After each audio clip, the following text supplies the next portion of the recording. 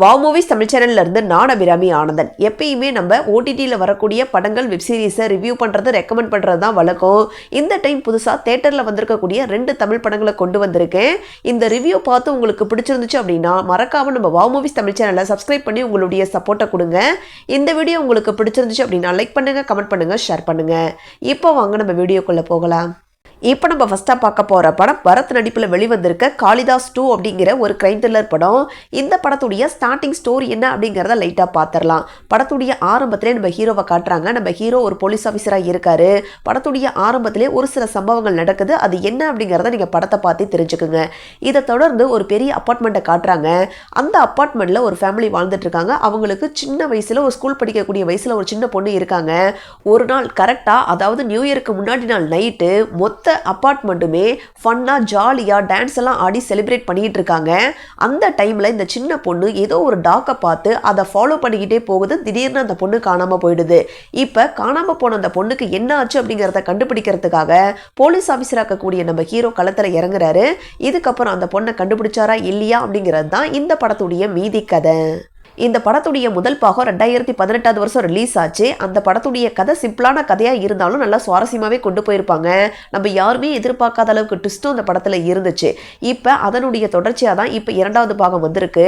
2 படத்துடைய கதையும் வேற தான். அதனால் நீங்கள் தாராளமாக ஸ்டாண்டலோன் படமாகவே இந்த படத்தை பார்க்கலாம்.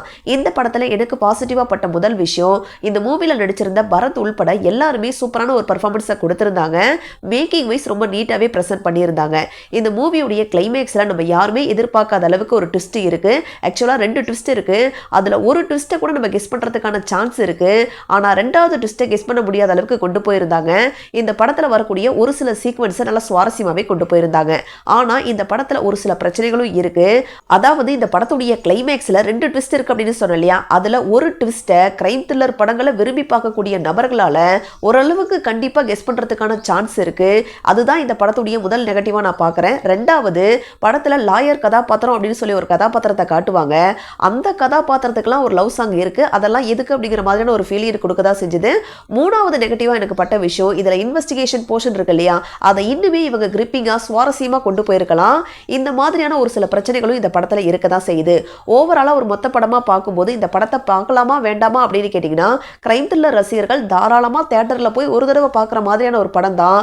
ஆனா ரொம்ப சூப்பரான படம் அப்படிங்கிற எக்ஸ்பெக்டேஷன்ல போய் பார்க்காதீங்க.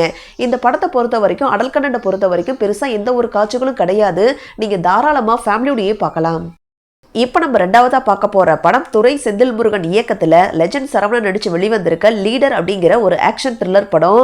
இந்த படத்துடைய ஸ்டார்டிங் ஸ்டோரி என்ன அப்படிங்கிறத நம்ம பார்த்துடலாம். படத்துடைய ஆரம்பத்திலேயே தூத்துக்குடி ஹார்பரை காட்டுறாங்க. அந்த ஹார்பர் மொத்தத்தையும் சால்ட் அப்படிங்கிற ஒரு ரவுடி தான் கண்ட்ரோலில் வச்சிருக்காரு. அந்த ஹார்பருக்குள்ள ஒரு கண்டெய்னர் இருக்கு. அந்த கண்டெய்னர்ல என்ன இருக்கு அப்படிங்கிறது யாருக்குமே தெரியாது. ரொம்ப ரகசியமாக தான் வச்சிருக்காங்க. கஸ்டம் செக்கிங் கூட அனுப்பாம யாருக்கும் தெரியாம அந்த கண்டெய்னரை வச்சிருக்காங்க. அப்படி அந்த கண்டெய்னர்ல என்னதான் இருக்கு அப்படிங்கறத தெரிஞ்சுக்கணும் அப்படின்னு சொல்லி ஒரு இன்ஸ்பெக்டரா இருக்கக்கூடிய ஒரு பொண்ணு தனியா இன்வெஸ்டிகேட் பண்ணிட்டு இருக்காங்க.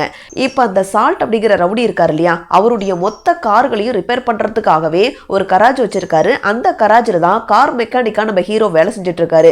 இவருடைய ஒய்ஃப் இறந்து போயிட்டாங்க. அவருக்கு ஸ்கூல் படிக்கக்கூடிய வயசுல சின்ன பொண்ணு மட்டும் தான் இருக்காங்க. அந்த பொண்ணுக்கு கொஞ்சம் காது வேற கேட்காது.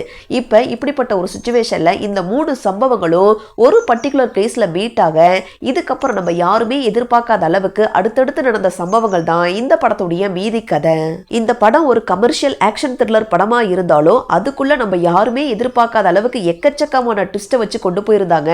அதுவும் கிளைமேக்ஸ்ல இருக்கக்கூடிய அந்த ட்விஸ்ட் அப்படிங்கிறது எதிர்பார்க்காத மாதிரி இருந்துச்சு. படம் ஆரம்பிச்சதுல இருந்து கிளைமேக்ஸ் வரைக்கும் பெருசா எங்கேயுமே போர் அடிக்காத அளவுக்கு கொண்டு போயிருந்தாங்க. எமோஷனலாவும் ஒரு சில இடங்கள் நல்லாவே கனெக்ட் ஆச்சு. கிளைமேக்ஸ் நல்லா பரபரப்பாகவே இருந்துச்சு. இந்த படத்துல எனக்கு ரொம்ப பிடிச்ச இன்னொரு விஷயம் என்னன்னா, இதுல நம்ம ஹீரோவுக்கு ஃபைட் சீக்வன்ஸ் அப்படின்னு பாத்தீங்கன்னா கிளைமேக்ஸ்ல மட்டும்தான் இருக்கு. அதுக்கு முன்னாடி நம்ம ஹீரோ நிறைய பேர்த்த அடிச்ச மாதிரி காட்டுவாங்க. ஆனா அடிக்கக்கூடிய அந்த ஃபைட் சீக்வன்ஸை பெருசா காட்டாம அந்த சீனை மூவ் பண்ணி கொண்டு போனது அப்படிங்கிறது ஒரு ஸ்மார்ட்டான ஒரு மூவா தான் நான் பார்க்குறேன். இந்த படத்துல நடிச்சிருந்த எல்லாருமே நீட்டான ஒரு பர்ஃபார்மன்ஸை கொடுத்திருந்தாங்க. லெஜண்ட் சரவணனுடைய பர்ஃபார்மன்ஸை பொறுத்த வரைக்கும் இதுக்கு முன்னாடி அவர் நடிச்ச படத்துக்கூடையும் இந்த படத்துக்கூடையும் கம்பேர் பண்ணி பார்த்தோம் அப்படின்னா ஒரு நல்ல இம்ப்ரூவ்மெண்ட் அவருடைய ஆக்டிங்ல இருக்கு. மேக்கிங் வைஸ் ரொம்ப நீட்டாவே பண்ணியிருந்தாங்க. ஆனா இந்த படத்துல ஒரு சில பிரச்சனைகள் இருக்கு. அதாவது எக்கச்சக்கமான கமர்ஷியலான லாஜிக் அத்துமீறல்களும் இந்த படத்துல இருக்கு. படத்துடைய செகண்ட் ஹாஃப்ல பாத்தீங்கன்னா ஒரு ஃபிளாஷ்பேக் சீன்ஸ் எல்லாம் காட்டுவாங்க.